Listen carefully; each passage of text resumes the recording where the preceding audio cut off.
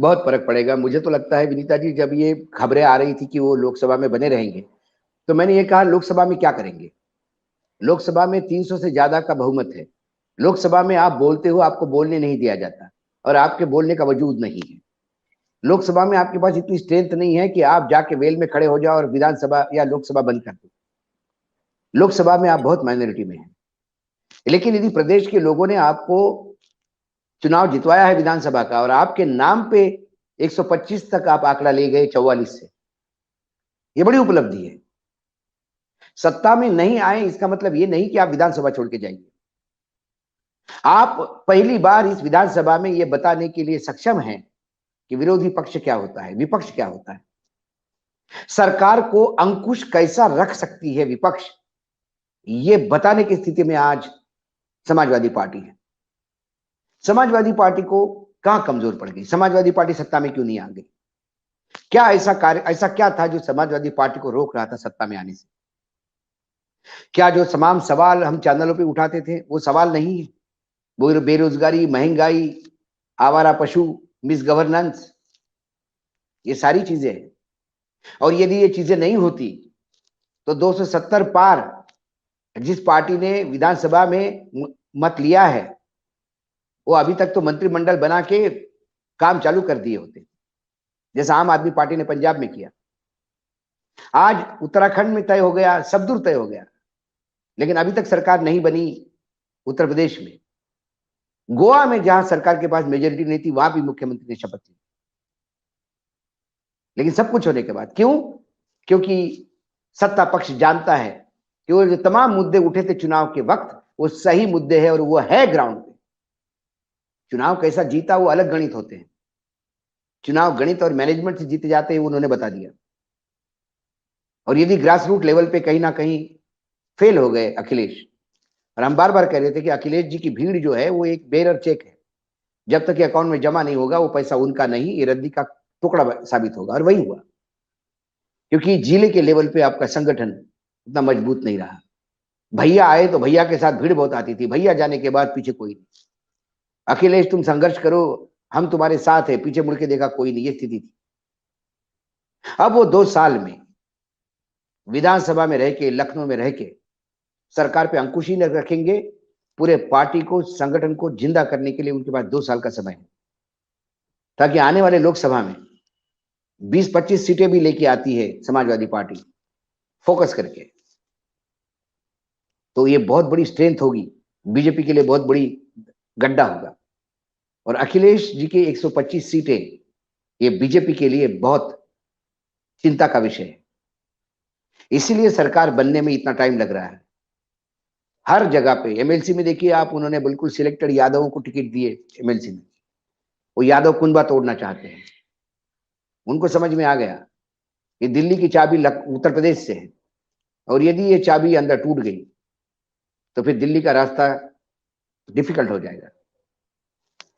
इसलिए सभी क्षेत्र, मुझे याद है कि जब बहुत सारे विपक्षी नेता शरद पवार से मिले थे दिल्ली में, ममता बनर्जी भी थी उसमें, और जब वो कह रहे थे कि हम सबको इकट्ठा लड़ना होगा, तब शरद पवार ने कहा कि इकट्ठा क्या करेंगे, ये तो बाद में करेंगे।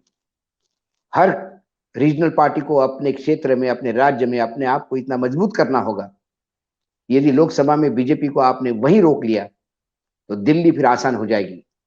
दिल्ली में क्या होगा तो बाद में तय किया जा सकता है, लेकिन दिल्ली में अपन क्या करेंगे ये सोचते हुए यदि राज्य में ढीले पड़ गए तो फिर आप दिल्ली में कुछ भी करने के काबिल नहीं रहोगे। इसलिए आपको लोकसभा की सीटें मैक्सिमम कितनी ले सकते हो, इस पे ध्यान देना होगा। बंगाल में ममता इस बार 18 सीटें नहीं जाने देगी बीजेपी। जो आलम दिख रहा है, जो लगातार इलेक्शंस वहां पे हो रहे हैं, वो कारपोरेशन की इलेक्शन हुए, इसमें इलेक्शन हो गए, वो लगातार डंकी की चोट पे काम हो रहा है। आंध्र प्रदेश, तेलंगाना भी ये समझ लिया है कि केंद्र से यदि हमको झुकाना होगा तो हमारी दिल्ली में ताकत बढ़नी चाहिए। अखिलेश यादव को भी ये देखना होगा कि यदि उनका वजूद उनको बढ़ाना है तो उन्हें आने वाले लोकसभा में जैसा प्रदर्शन विधानसभा में किया उससे अच्छा प्रदर्शन करना होगा। लोग साथ थे, आपका सिस्टम नहीं था आपके पास। वो सिस्टम बनाने के लिए लखनऊ में रह के काम करना होगा, विधानसभा में रह के काम करना होगा, और इसके लिए विधानसभा में रहना बहुत जरूरी था। इसलिए मुझे लगता है कि बहुत राइट डिसीजन उन्होंने लिया।